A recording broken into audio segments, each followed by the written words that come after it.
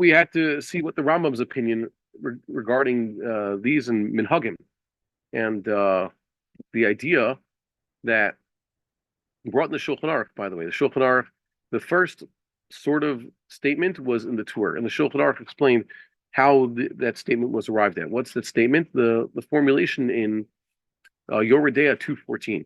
Yoreh De'ah 2:14 talks about two ways of dealing with minhagim. Basically divide the minhag into two categories. Okay, minhag that's legitimate, and minhag that is illegitimate. He said that according to the first approach, the illegitimate minhag is dismissed. The chacham, that's basically the equivalent of a legitimate rabbi, tells those who have the practice, sorry, but your practice is illegitimate. Minhag ta'ut. Go back to the way everybody else is doing.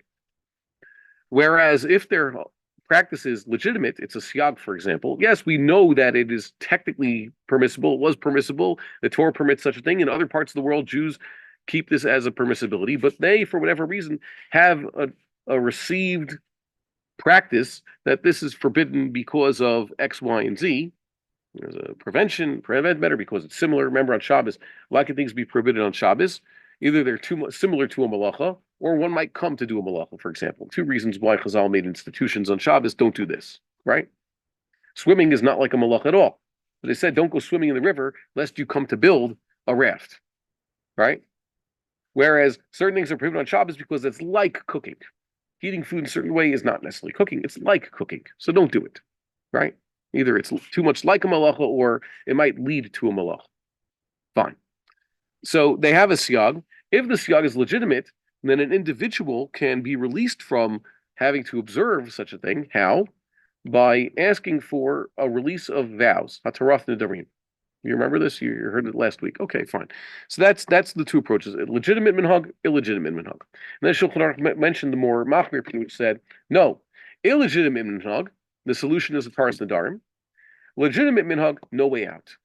We saw that was the more machmir approach, and I'd written it over here that it was brought by a minority of Rishonim. Okay, so I'll put it on the screen over here. This is the Rashba. See, we put this in the purple over here on this for those of us on the screen. Here's where we're going to pick up today. A section in, ironically named Machon Shilo, a place where they have the minhag. What is that? That's the fourth parak of Pesachim. It talks about the minhag that used to be where in some places, and in some places I guess it still exists, but though it's certainly not practiced here. Just like the afternoon of Erev Pesach, one is not supposed to do malacha then. Similar to Chol Moed, it's a prohibition like Chol Moed. You don't do malacha on Chol Moed, right? You're telling people that, then they're surprised. Wait, I'm not supposed to do certain things in Chol Moed? Yes, you're not supposed to do certain things in Chol Moed. Whatever the standard is in Chol Moed, that's what Chazal said you're not supposed to do on the afternoon of the 14th of Nisan. Why? Because that's the time of the offering of the Pesach offering. In this case, the offering I meant was a gerund, and the second time I said that word, it was a noun. Right? The offering of the Pesach offering, the Paschal lamb. So Chol Moed basically starts before Pesach itself starts. What about the morning of the 14th? So that's relegated to minhag. Some places, even in the morning, they don't do malacha. In other places, they do. So that's what the Mishnah is discussing. So this is a springboard for a chapter in the Talmud, which basically discusses the entire issue of minhagim. Okay? Minhagim, places, local practice. So I was going to bring here a few sections, and we'll see where the Rambam falls, how the Rambam understood this, and why the Rambam, for example, doesn't have a formulation like we found in Yoreh De'ah 2:14. In Yoreh De'ah 2:14, we found this distinction: legitimate minhag, illegitimate minhag. Legitimate minhag is nullified through a tarat nedarim, and illegitimate minhag is just immediately dismissed. The Rambam might agree with this in theory, but he never explicated such a thing. You're not going to find a halacha like that in the Mishnah Torah. So that's what we're going to try to find out. How does the Rambam understand these relevant sugyos? Completely Rambam style, and why it is that his approach is entirely different ultimately. Okay, because why does it really matter? Yeah, I think that it's very important to know how the Rambam understood stuff. The Rambam is the pillar of halacha. The first decisive put all together in one book. And some say, some messianic types say that it's going to be the basis of a future halachic practice. I don't think so. I think once again the Sanhedrin will be, but for now it's a pretty good. Well, if you want to become a master of the Torah, study the Rambam. The Gemara says Bnei Baishan. By the way, Baishan in this case is a city, but it's also Chazal's word for a person who's bashful. Okay. Yeah, Ein HaBaishan Lamed, a person who's too bashful won't learn anything. Why? Too afraid to ask a question. Nahug delo hawu azalin mitzor lesidon b'malei shabbatha. Okay, they had a practice. They would not go from Tzor to Sidon, which, by the way, are two cities along the Mediterranean coast, in what's today Lebanon, Tyre and Sidon. They're still there, by the way. People know where they are. It's well-known places. They're two of the oldest cities in the world. So on Erev Shabbos, they had a practice. They wouldn't travel between the two places, lest it take too long, and then they get stuck on the road on Shabbos. Atu b'naihu kamei de Rabbi Yochanan. Their descendants came in front of Rabbi Yochanan, the Rabbi Yochanan. Amrulo, avahathin efshar lahu. Our fathers could stand such a practice. They were able to get by with this travel restriction that they placed on themselves. Anan la efshar lan. Us, we can't do it. It's not something we could really hold. It's really, it's insufferable for us. Yes, the business is dependent on it. Omar lahu kavar kiblu avatechem alehem. Your ancestors already accepted this upon themselves, this prohibition. Shnemar shema b'di musar avicha v'al titosh torat imecha. And I put this in blue, by the way, because it's going to be brought by the Shulchan Aruch below, which we're going to see. So he says, in Mishlei it says, "Hear, my son, the rebuke of your father, and do not abandon the teachings or the instructions of your mother." Torah means teaching, okay, and instructions, what to do. Something also means a theory of something, okay, a set of laws regarding something. In this case, it means your mother's instructions. Lehorot means what a horeh does in the pa'al form is in the hif'il form is to instruct.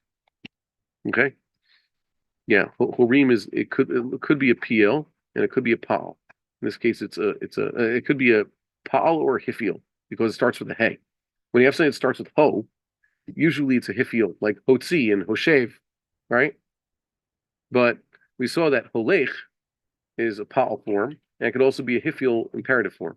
So too, when you have horeh, okay, it could be lihorot to instruct or laharot, which means to parent, and that's why what's the word to conceive a child? A woman becomes pregnant. Okay, hara, she conceived, or with the vava yipuch, it's watahar, okay, conceived. Okay? That's from the word. That's the similar shorashim. So let's continue the Gemara over here. Bnei Chozai nahagi the mefarshi chala me'aroza. These people in Chozai had a practice that they would separate challah from dough made from rice, or rice dough. What's exceptional about that? Have you ever separated challah from dough? Well, if it's a wheat dough or a barley dough, a spelt dough, of course you have to do such a thing. That's the mitzvah. But if you made a dough out of rice, really you don't have to. Rice is a kitnius. It's not a true grain, so there's no commandment. But they did such a thing. They had this practice. Tu v'amaru le Rav Yosef. They came and told Rav Yosef about this. Amar lahu nechle zarba apayhu. Let a stranger to them, someone who's not from the town, go ahead and eat such a dough in front of them without taking out the challah, or eat the challah. They take out that challah, saying, "Oh, this is holy, it's just for a kohen.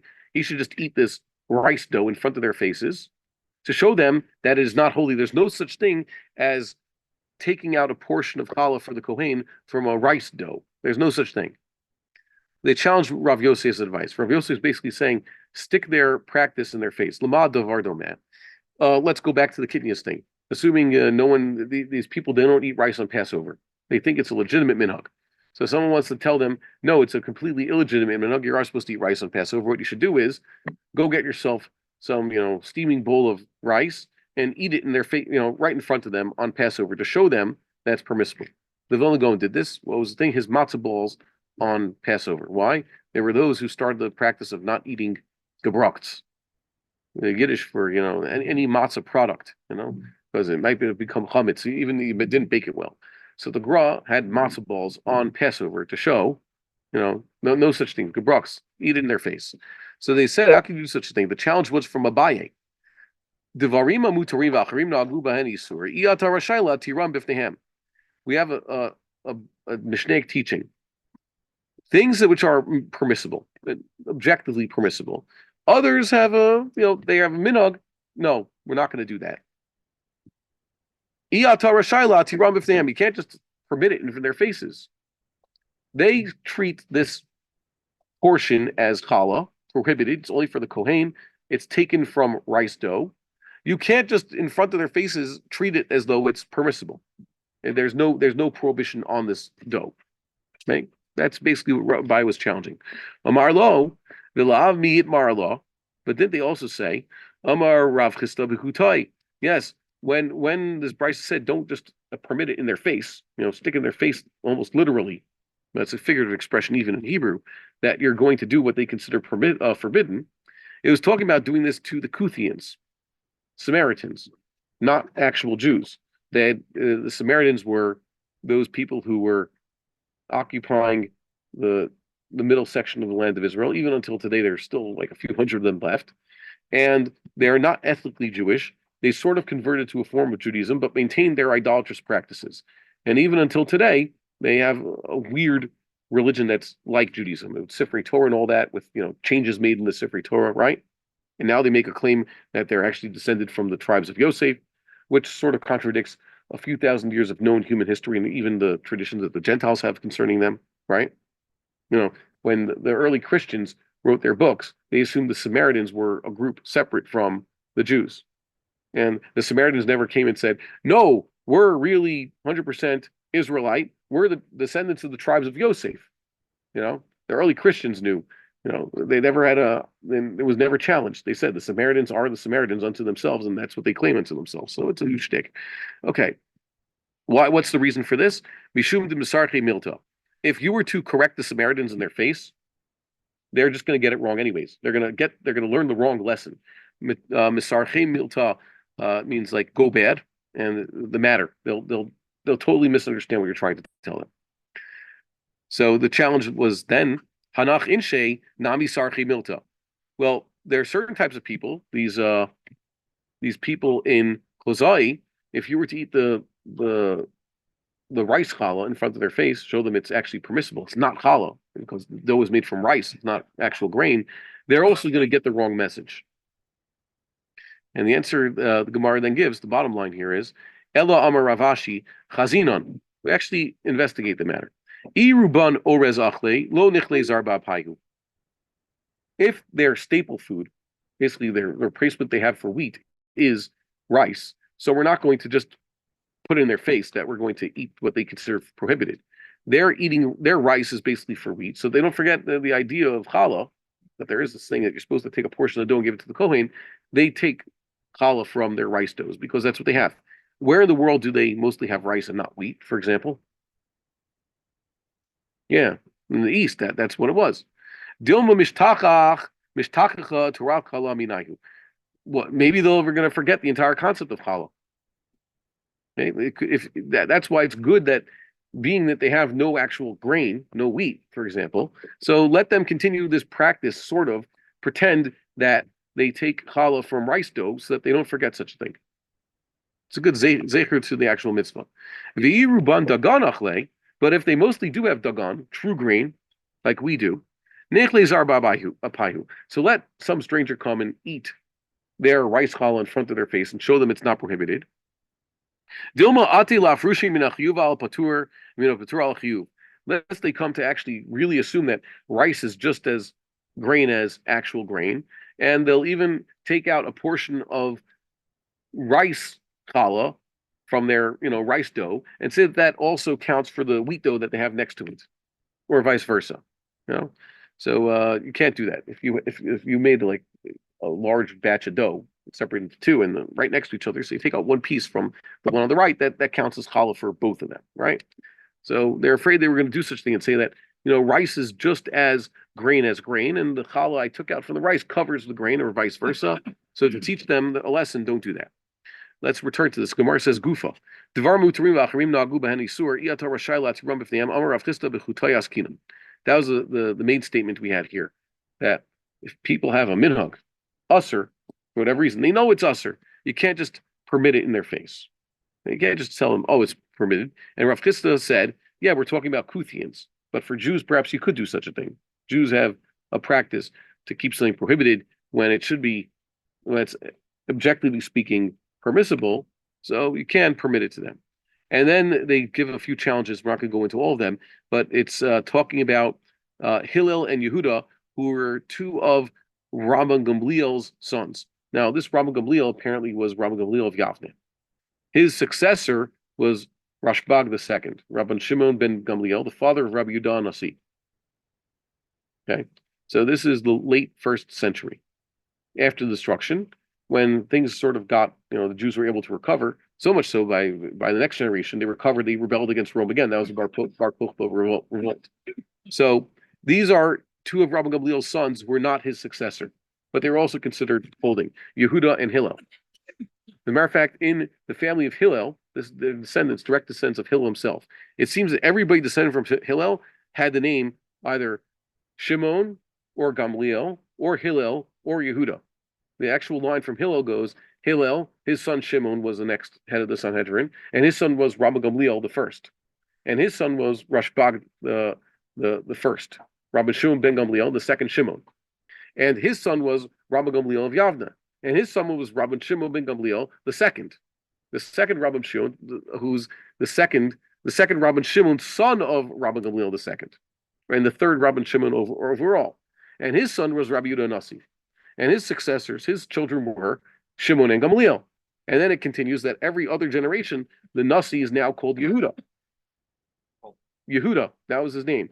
The successors, Rabbi Yehuda Nasi, every other generation were called Yehuda or Hillel. So in the entire family, we only really find 4 names: Hillel, Shimon, Gamliel, and Yehuda. For many generations, for about 400 years. That's basically all of them had names like this. There's Hillel the Nasi around the times when they established the calendar. And there's a few Rabbi Yehuda Nasias mentioned in the Talmud. Okay, so it's interesting. So this Hillel, Yehuda and Hillel, Rabbi Gamliel's sons, ran into a few places where they basically kept the straight halacha, but the locals were scandalized by their permissiveness. It says Hillel and Yehuda attended the bathhouse at the same time, and where they went, that was considered a scandal. Like 2 brothers don't go into the bathhouse at the same time. Bathhouses, that was the only place people could bathe back in the day. It was assumed because of unseemly, you could be there with people not related to you, but 2 brothers at the same time, that's terrible. Yeah, okay. So, but nowadays, I guess we have higher standards. But the point was that they didn't want to tell everybody what we're doing is technically mutter back where we come from. I guess, 4 brothers or whatever all attend the bathhouse on Friday afternoon, and they don't try to stagger their arrival there. They all have to get ready for Shabbos, so it happens. Okay. So the question was here that Yehuda and Hillel basically learned, don't tell people it's mutter, just do what you do and don't fight the people. Let them keep their minhagim, right? So they basically try to avoid, the confrontation. The Gemara concludes and says, B'nei B'dias Hayam nami kevin l'shchichi rabbanan gabayhu kechutim damu. These people who were basically out-of-towners, B'nei B'dias Hayam, where Yehuda and Hillel ended up, weren't so knowledgeable. So correcting them in their face, like trying to argue with them, saying, no, what we're doing is really permissible, isn't really going to help. Lama davar domeh. Like, I guess I'm on a crusade right now. This could be saying also, someone pranked a lot of my neighbors and told them there's no way you could kosher an oven for Passover. Now, yeah, so what I was saying. But hold on 1 second. Aside from the fact that the Shulchan Aruch discusses such a thing, it's a siman in the Shulchan Aruch. And aside from, let's say, where we came from, I'm not saying I agree with everything the OU does, but you can still find guidelines online, put out by official rabbis from where we come from. Here's how you kosher your oven for Passover, right? But here, someone pranked everybody and told them, no, you can't kosher your oven for Passover. If you wish to bake on Passover, you have no choice but to buy a second oven just for Passover. But it's easier. You could get a very large toaster oven. So everybody went out and spent 500 shekels each, buying a toaster oven just for Passover, so they could bake whatever it is they want to bake or roast whatever they want to roast in a special oven for Passover. So I was telling people, well, don't you remember we kosher ovens? This is something that we used to do, just like a lot of other things we kosher. So whatever they, unfortunately, they're not. Everybody's learned it. Some people are just like, I don't know, you don't know. I'm just but at least I don't know. And I was told you have to just get into. There's no way. So that's it. Yeah, I'm relying. What am I supposed to do? So I tell them, yeah, but I can tell you that here it is. Shulchan Aruch and all that. No, it doesn't really help them. Sometimes people are so not learned. It doesn't matter how many proofs or whatever, how convincing you could be. You know, they are certain that what they've been told or what they're doing right now, that's the halacha. So you can't do it otherwise. So that's what they're saying over here. Let's go down a little bit over here. The next subject was over here. Kiyata Rabba Barbachana Achal Diatra. Okay. Rabba Barbachana came to Bavil apparently. He was eating a certain part of the animal that looked like forbidden fat. Okay. Now, where's the forbidden fat of an animal? What animal has forbidden fat, by the way? A behemoth. Okay. As opposed to a deer. If it's a chaya or a oaf, wild kosher animals don't have forbidden fat. Only animals, basically, forbidden fat is like the animals that have the equivalent on the altar. Because when you offer cow or lamb or goat on the altar, there's a forbidden fat that has to be burned on the altar. So when you have hulin, secular meat, non-holy meat from those animals, there's forbidden fat that you're not supposed to eat. But if you have, let's say, a wild animal, kosher wild animal, you're eating giraffe, there's no forbidden fat anywhere in the giraffe. Oh, there's forbidden blood, and that blood you have to cover also. If you're eating wild animal, there's no forbidden fat, but not only can't you eat the blood, wherever you did the slaughter, you have to cover the blood with dirt or something. You ever done that mitzvah? You shech the chicken, you have to cover the blood. So make sure whatever it is. Where some people they shtafka shech the chicken over a bucket of dirt, then it's easy. You could just take more dirt and cover it. Does it have to be dirt? No, anything that is compostable, basically. How you know it's compostable? You leave it out in nature for a little bit, and it'll start growing weeds. Okay, so sawdust, that'll eventually leave it out. That'll start growing weeds. Okay? Things like that. Leaves, and when you leaves also basically have enough pile of raked leaves that'll do the same thing. Things like that. Hold on 1 second. So it says here, Ulgabe Rav Avira Saba Rabba Bere de Rav Huna. So they went to him. Who was that? Rav Avira Saba, the elder Rav Avira, and Rabba, the son of Rav Huna. Kevan de Chazinhu Kasim Inahu. He saw them, and he was covering the fact that he was eating what they considered forbidden. Tuva Amru Leila Abaye. They reported this to Abaye. Amar Lahu Shavinchu Kikutae. Rabba Barbachana is treating you like a bunch of Kuthians. He thinks you're ignorant like Kuthians. He's trying to hide this fact from you. He doesn't want to show it in your face. Okay? He thinks you're Kuthians, basically. You're not going to understand what's going on. Question the Gemara has, that's why I put in red. Rabba Barbachana, let lay hadatznan, no din malav kumrea makom she'atzamisham, v'chumrea makom she'alach l'sham. The Mishnah has this principle. A person, here's the paradigm case. A person comes from a place where they don't do malacha on Erev Pesach in the morning. He ends up in a place where they do the opposite. Okay? His place, they do malacha. Where he goes, they don't. His place, they don't. Where he goes, they do. He's there for the day before Passover. So the Mishnah says he has to do chumrah, fit the locus of all points within 2 rings. He comes from a place where they don't do malacha. He can't do malacha, even if he's a place where the rest do. He comes from a place where they do malacha, but he's where they don't. He can't because he has to obey the combined chumras of both locales as a traveler. So too, Rabba Barbachana, even though he himself holds that this section of the meat is not forbidden, should know that in this locale they do treat it as forbidden, and therefore he shouldn't eat it here. He has to take on a local chumrah while he's visiting. Why didn't he do such a thing? So Abaye says, very interesting. Hani mili mi Bavel leBavel, Eretz Yisrael. Those are within one place within Bavel. Bavli goes to somewhere else, so he has to have chumrah of where he came from and chumrah of where he ends up, the combined chumras, or within Eretz Yisrael, one place within Eretz Yisrael. Traveler within Eretz Yisrael. Inami mi Bavel Eretz Yisrael, or a Babylonian came from Eretz Yisrael. The Babylonian who goes to Eretz Yisrael has to keep his own Babylonian chumros plus the Eretz Yisrael chumros. However, me Eretz Yisrael Bavel lo. If he's an Israeli coming to Bavel, he doesn't have to obey this rule. He could keep his. He doesn't have to adapt our chumros. Why? Kavan Danan, Abai is talking about in Bavel. We kaifina lehu avdinan kivataihu. Really, we are subservient to the Jews. Halachically speaking, the Jews of Eretz Yisrael, they're superior.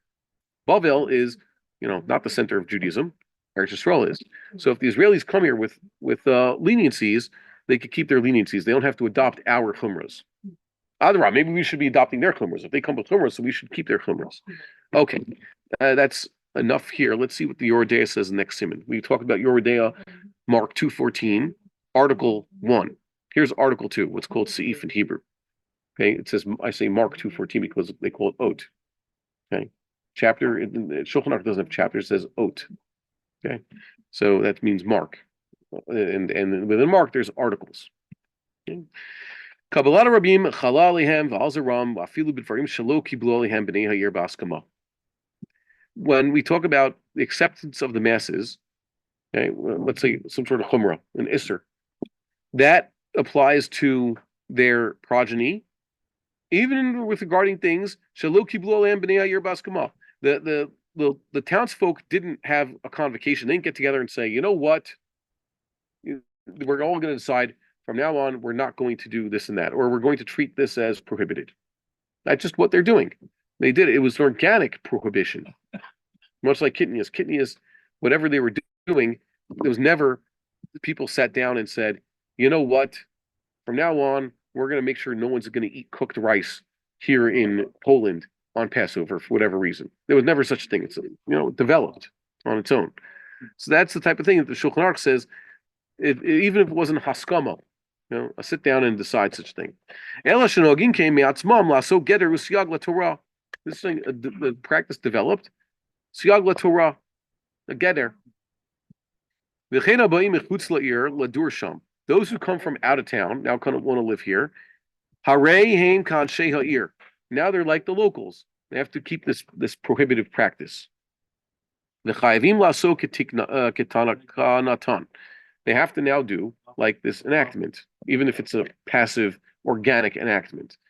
Here in this town, they don't eat cooked rice on Passover, assuming that's a legitimate minhag.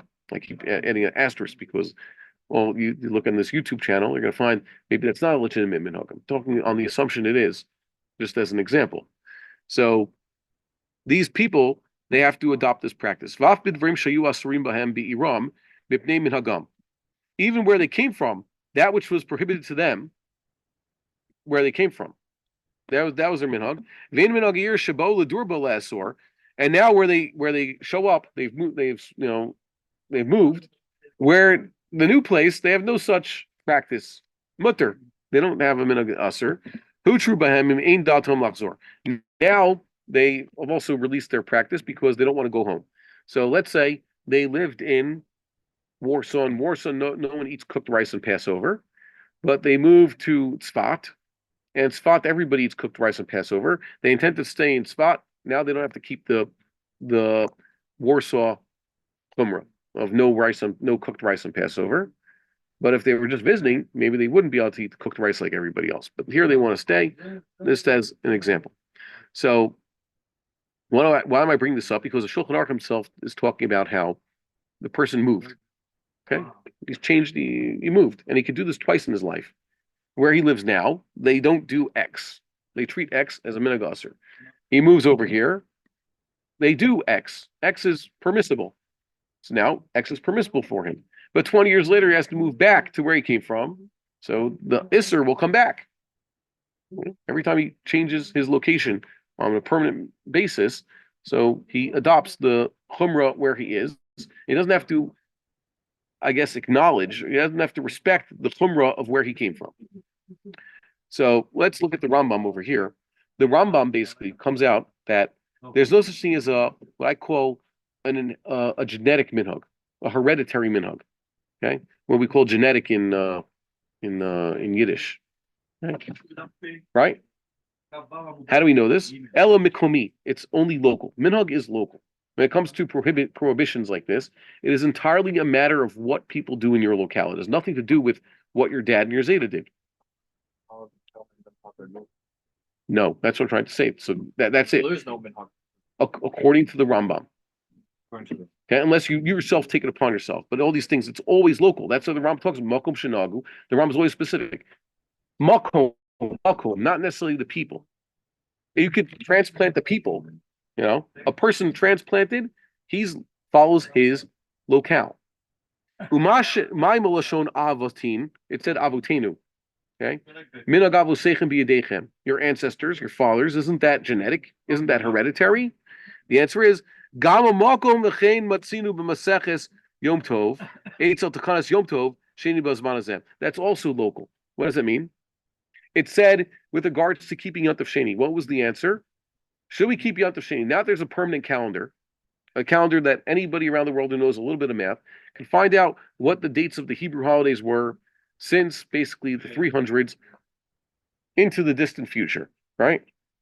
So we know when the 15th of Nisan is. There's no longer a reason for Yom Tov Sheni because the first of Nisan is not being decided by a court in Jerusalem or in Tiveria as it may be. It's already been decided.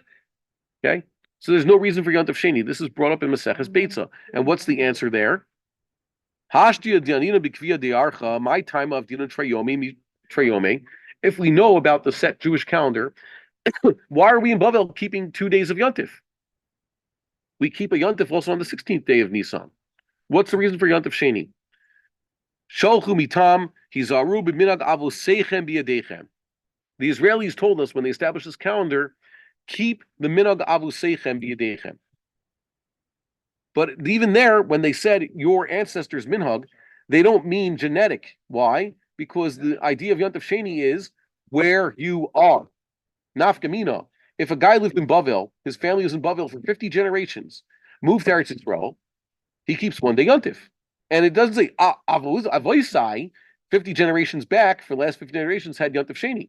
And a guy leaves Eretz Yisrael, he gets to Bavel, he's supposed to keep 2 day Yom Tov, and he shouldn't say, my ancestors always kept 1 day of Yom Tov. It's not a matter of what your actual ancestors did. It's just an expression. Understand? So according to the Rambam, there is no genetic hereditary minhag. It is entirely and always a matter of location. Make sense? Good. And they said, keep your minhag avosechem b'yadechem. Why? Because there might be upheavals, shmad, holocausting, pogroms, and then they'll forget things. There'll be mistakes made. So keep Yom Sheni.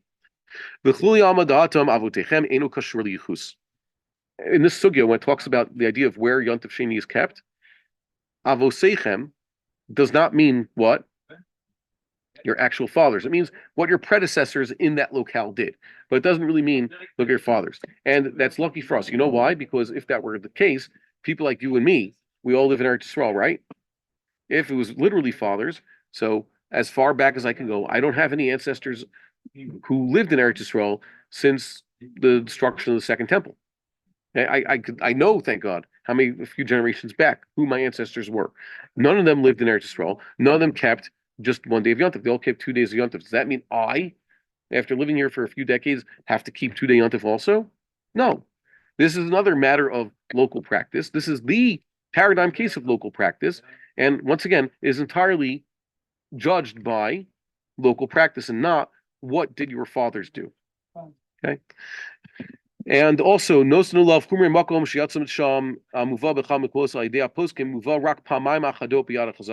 interesting. This principle of, someone is moving around, visiting, give him the chumras of where he is and the chumras of where he came from, right? So that is applied by many poskim all over the place. Anytime, anything that's governed by minhag, that's what they say. Do you think that it's political?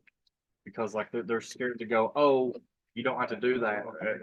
Last week I discussed, being backlash. There are certainly people who have said so clearly, and I said that indeed, with regards to this particular halacha, the Kitnius thing, and the Taras Tadarim, I found that it was interestingly politicized. Even those who want to hold like the Shulchan Aruch, somehow, with regards to Kitnius, they don't want to hold that. They don't want to apply the Shulchan Aruch's explicit ruling. Is it legitimate or not legitimate? And then there's 2 ways to deal with it, depending on what it is. No, but for Kitnius, they say, Even a legitimate minhag will allow you to do ataras nedarim, but for the kidneys thing dafka, you have to maintain that minhag because that's what makes you Ashkenazim. And Ashkenazim, by the way, were already removed from Ashkenaz to America to Israel. What's into the Ashkenazim, which is really weird. Twice removed.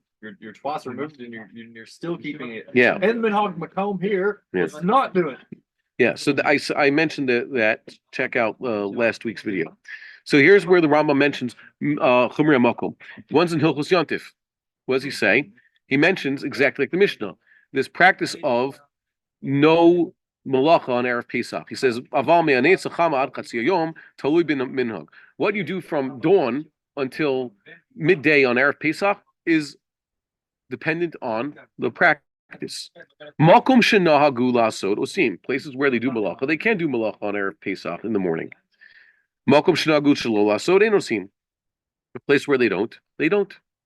That's the local minhag. And then he talks about a person who's traveling. The Rambam says, just like the Mishnah, no nilav kumrei makom sheyatzah misham v'kumrei makom shelach l'sham. We place upon him the stringencies of where he came from, where he ends up. And v'afal pichein lo yitrav b'fneihem shehu batel mipnei ha'isur. Let's say he goes to a place where they do malacha, but he came from a place where they don't, so he can't. And then they'll look like, wait a minute, what's this guy? Why is this guy not doing anything? He's taking a vacation a little bit early.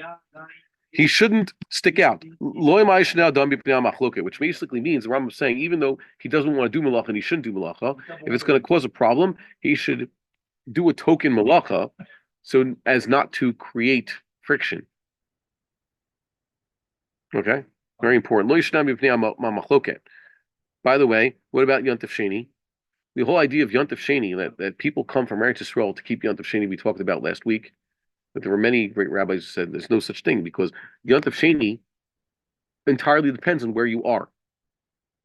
Right? There's no such thing as like, well, I come from a place where they keep Yontif Sheni, so now I'm going to in Eretz Yisrael. So now I'm going to be in Eretz Yisrael, I'll keep Yontif Sheni. Rabbi Meir Kahana wrote an important essay 50 years ago about how it's also an insult to Eretz Yisrael to do such a thing. And what about the Mishanim Bipnei HaMachlokes? In fact, you see American folks step out of the hotel on King George Street on Isru Chag, and they're dressed all yontif and they're walking to shul and all that. They're pretending it's yontif, right? They're not mishaneh, and asking people to help with all such things like, and that's not brought into consideration. Never understood why. Okay, whatever. It's very clear from the way the Rambam has the halachas. Also, we'll see some sources that there's no such thing as keeping a 2-day yontif in Eretz Yisrael. Okay, except on Rosh Hashanah, of course, when everybody does it, and that was also something we discussed in years past. And also that when the Rambam says this he concludes Hilchos Yontif. This is the last thing he writes in Hilchos Yontif. Talks about what do you do in Erev Pesach, and that's his segue into Hilchos Pesach. The Rambam's derech is whenever he concludes a section of halacha, it's usually leading into the next section. So the Rambam ends with the laws of Zmanim. Hanukkah specifically. Hanukkah is the last holiday he talks about. He talks about lighting Shabbos candles and Shalom Bayis, getting along with your wife, and Hanukkah candles, and what takes precedence: Hanukkah candles, Shabbos candles. So not only is he getting back to the whole idea of how Shabbos begins with candle lighting, which he always started Sefer Zmanim, he's ending Sefer Zmanim with trying to keep things on the up and up with your wife, and then he talks about Hilchos Noshim. Okay, Sefer Noshim begins with that. Okay, so that's an interesting segue the Rambam has there. The Rambam says this also regarding Shemitah and Yovel, but not regarding a person, but more like the food. There's something called Bi'ur. Okay, what's Bi'ur in Shemitah? Bi'ur means that, let's say we're keeping Shemitah exactly as we're supposed to, letting all the food grow wild, or based in gathering the food. So there's apples. You can eat apples as long as there's still apples available in the wild for animals to come and eat off the tree. But once the apples are all gone, there's no more. It's no longer apple season. What? The apples that fall on the ground that are rotten, that wouldn't be for human consumption. Does that count as for the animals to eat? The animals would eat it. No, they do, because so that usually by the time the apples fall off the tree and they're already rotten, is also the animals don't care if they're on the tree or on the ground. Right. So when they say basically there's a standard, you assume that all the apples are not available for the animals. in the wild by a certain time of year, a certain date in the calendar. Grapes are gone by Passover time, for example. Really, grapes could stay on the vine until this time of year? And the answer is yes, technically speaking. You don't pick the grapes, so you might find a grape or two from last summer's crop around. So this is the time when you'd have to do biur. Okay? Passover time, that's when you got to get rid of all your grape products from Shemitah. So he says here, what's he talking about? A person took fruit. He took Shemitah fruit, right? Apples, from a place where there are already no more apples to a place where there still are apples, right? He took the apples from a place where there still are apples to a place where there ain't no more apples. He got to get rid of them because either where he is, there's no longer apples, or where he came from, there's no longer any apples. So he has to get rid of the apples. By the way, these halachas don't assume that all Eretz Yisrael is one place. Eretz Yisrael is divided into a few sections: the south side, the north side, and the eastern side. South side is called Yehuda, north side is called Galil, and the east side is called Transjordan, because obviously the other side of the Jordan River is also part of Eretz Yisrael. Don't forget. It's supposed to. There's a certain kedusha there, land of half of Menashe, Reuven, and Gad, right? There are areas of Transjordan, by the way, that are now in Jewish hands, and where they do keep Shemitah and Yovel. What am I referring to? The Golan. Yeah. Part of the Golan is the area given to Shevet Menashe, the eastern Shevet Menashe. Not entirely. Most of what Menashe had was to the south of there. A lot of part of the Golan is an area called, in the ancient times, Geshur. And Geshur, the Geshuri, and the Ma'achati were not necessarily Canaanites. They were just another ethnic group that lived in the Golan. You know about that? So these Geshurites and Ma'achites had an interesting relationship with David HaMelech. David HaMelech originally made war with Talmai, king of Geshur, but eventually came to a peace with him. So David took Talmai's daughter, his Ma'acha, as a captive woman, okay, and impregnated her. That's where Chazal say Tamar came from. And eventually, when they were married, legitimately after Tamar's birth, their son was Avshalom. Avshalom was David's second son.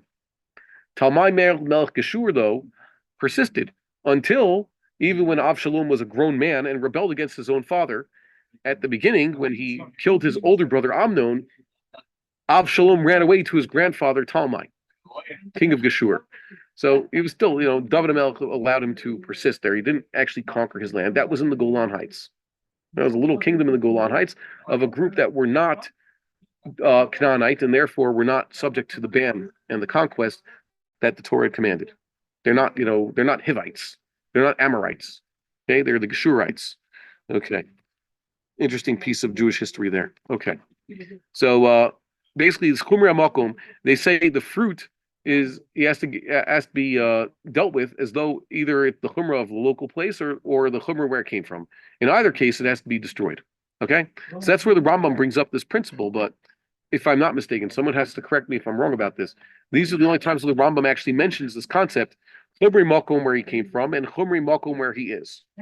Whereas other poskim say that this is a general rule with regards to everything. For example, Yontif Sheni.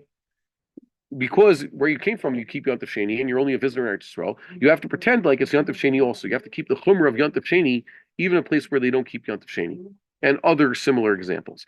But according to the Rambam, this isn't such a global rule. It's only limited to the place where explicitly we have it in the Mishnah. And the Mishnah Berurah says as such that when he brings this up in that similar section in Bar-Hayim, talking about Chumrah Makom, he says, "Klala shel sif zeh lefi dat Magen Avram v'chamim farshim." According to the way the Magen Avram and other Mefarshim explain this, she'achlitu kimoto la'alacha who came. They all decide halacha like the Magen Avram. It's like this. Get this: Kisha'adam olech me'iro li'ir acheret. When a person leaves a city to another city, uvi ro na'agula kel be'ezadavar. Where he comes from, they have a kula. They're lenient with regard to something. Uva'ir sheba machmirim bazeh. Where he shows up, they have a chumrah. They do keep this chumrah. Imein dato lishtakea be'ir azoth bitmidut. If he has no intention to stay permanently in this new place. Eino chalav kumrei makom zeh meikar hadin. The chumrah of where he is now don't actually apply to a meikar hadin. He could be lenient like he was at home within the privacy of wherever his home here. So outside, they don't do malach on Erev Pesach, even though he came from a place where they do malach on Erev Pesach. So what should he do? If he wants to do malacha, he should do it behind closed doors. Make sense? Okay. In public, he cannot start doing malacha because no one else is doing malacha. He has to keep their chumrah. He has to keep appearances outside. And the main words over here is be'ezah davar. This principle, chumrei makom, where he is, and chumrei makom, where he came from, the locus of chumras, is applied across the board. Ezah davar, not just the minhag of no malach on Erev Pesach. It's for most other things. Okay, and the Rambam doesn't agree with that halach. Let's read this halach in Orach Chaim Taf Tzadi Vav. He says here, B'nei Eretz Yisrael shabo l'chutz la'aretz. There's a Shulchan Aruch. Israelis come to chutz la'aretz. Asrim lasot malacha b'yom tov sheni b'yishuv. Okay, they can't do malacha in settled areas.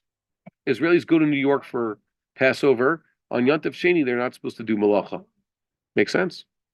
Okay. Afilu da'ato lachzor. If they intend to go back to Eretz Yisrael, when they're in the Yishuv of New York, settled areas, they should do malacha on Yontif Sheni. The chlosman shelo igia la'Yishuv afilu ein da'ato lachzor mutar. As long as they haven't gotten to a settled area, and if they have no intention to go back to Eretz Yisrael, they haven't really entered Chutz La'aretz with regards to the minhag, so they can still doing malacha.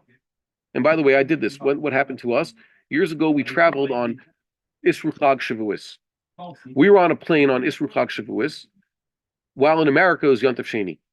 And there was a chance our airplane would have landed in New York while it was still the second day of Shavuos. We got there, thanks to the delay, we got there right as Shavuos ended. So technically speaking, while in the air, even though we're on over American territorial borders, I've been flying over Europe for a while, flying over Greenland or Iceland, parts of Nova Scotia. Those are all Yontif Sheni places, right? On the airplane, I could still do all the malachas I want because I haven't gotten to Yishuv, right? According to this halach.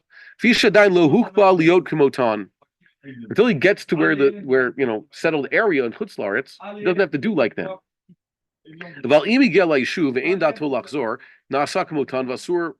If he did get to the Yishuv, and he has no intention to go back to Eretz Yisrael, he becomes like them. Bein bamidbar, bein b'yishuv. Whether he's in, now he's in a deserted area, wilderness, where people don't live, or he's where people live.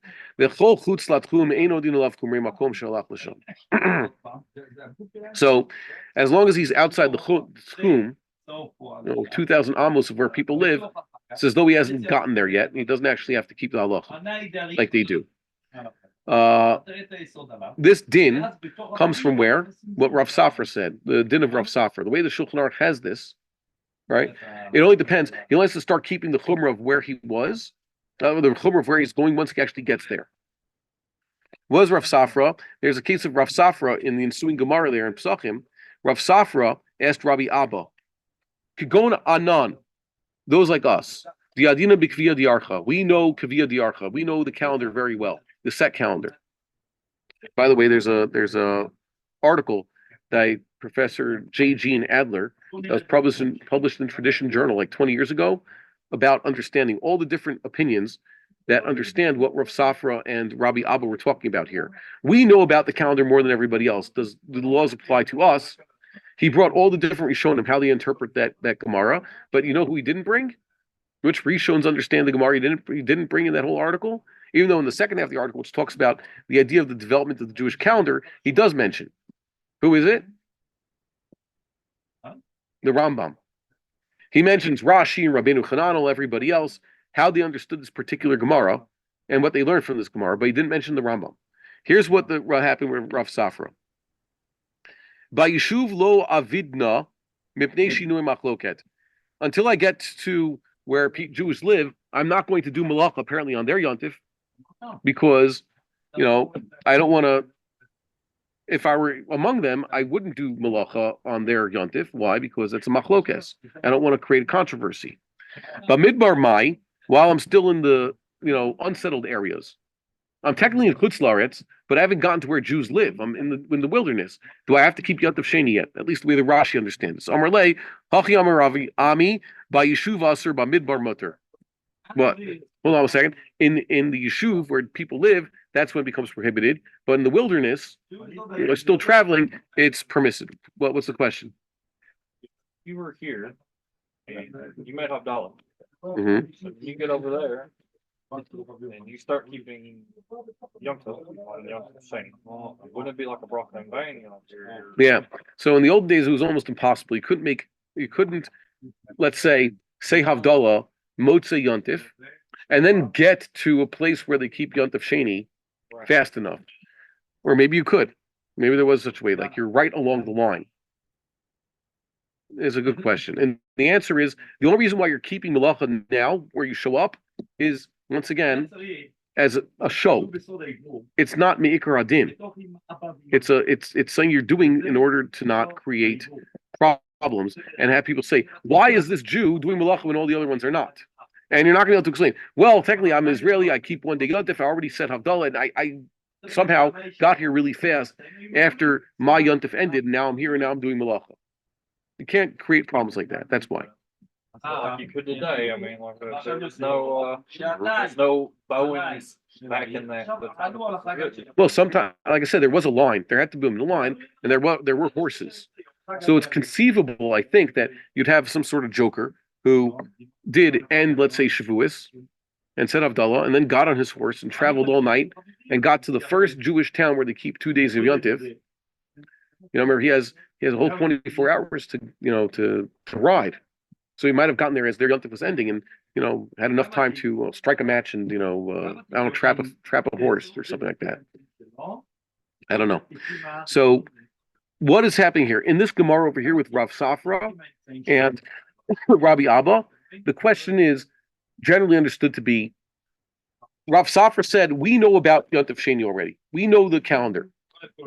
Some say it means that we know what day the Sanhedrin declared Rosh Hashanah, or what day the Sanhedrin declared Rosh Chodesh Nisan. We know which day of the week actual Passover is, and we'll still get to a place where they don't know. So they're keeping Yontif Sheni, but we have insider knowledge, insider information.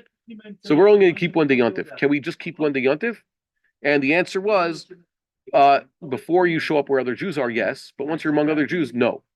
But the question is, if they had insider knowledge of when the Sanhedrin was declaring the Rosh Chodesh and therefore the Yontif, they should have shared it with everybody. So some say it means, no, we know the calendar better, okay?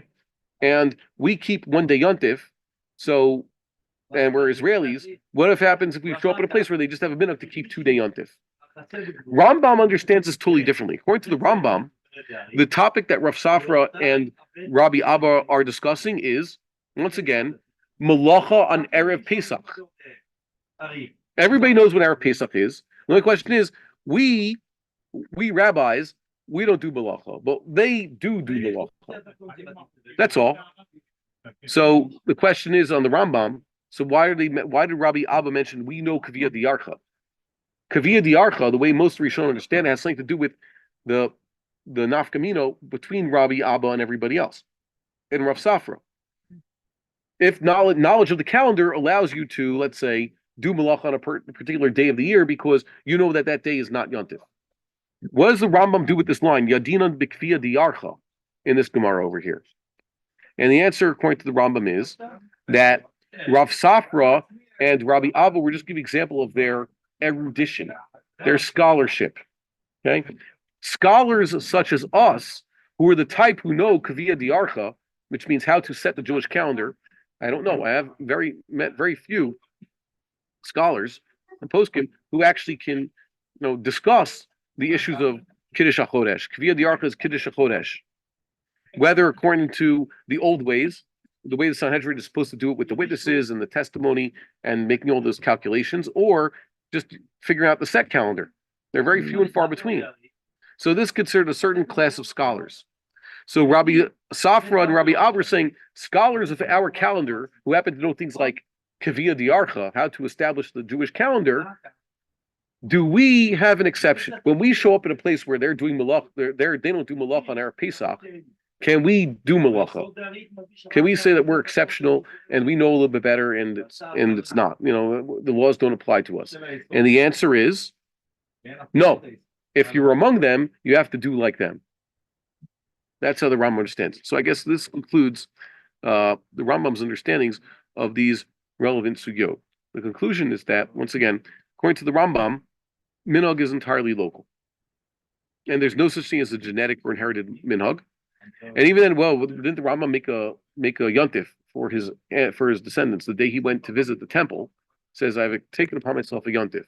Yeah, that was a vow he took. Now we should always celebrate this day. You know, the descendants of the Rambam. I don't know if I'm descendants, like I mean, like, you know, the descendants thereof. But for most things, the Rambam doesn't bring local practice. As a matter of fact, you see, and through the Mishnah Torah, the rabbi has a whole shir about this. The Rambam almost ignores all sorts of local practices, whereas other halachic texts, especially that are after the Shulchan Aruch, mention all over the place local practices and different, you know, here they do this and here they do that, and it's taken very seriously. The Rambam has a one-size-fits-all stock for all of Judaism, and does mention some places they had an Isser. He says in Sfarad and Shinar they practice this as Isser. He's talking about issues of Deraisa. But even then, he gives his opinion. He says, I believe the straight Iker Hadin Halacha is this and that. They happen to do otherwise elsewhere. He even disagrees with his own father. Okay? So according to the Rambam, minhag is entirely local. And he doesn't even get started with this whole thing that the Shulchan Aruch would have. Okay? So there's no Hataras Nedarim.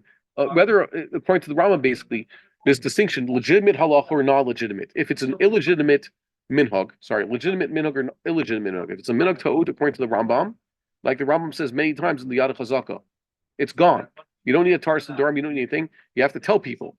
Dismiss the minhag ta'us. And the Rambam has a few recorded instances. And if something is a legitimate minhag, it's local, and it's governed by local rules. There's no Hataras Nedarim for one person to get out of it. Hataras Nedarim is an entirely personal issue. Local minhag is governed by local practice and a local rabbinate, and that's it. And stuck. We would like to encourage our viewers to share these videos with friends and send in your responses. If you would like to obtain Birkon Nusach Eretz Yisrael or invite the rabbi for a speaking engagement, please email us at office@machonshilo.org.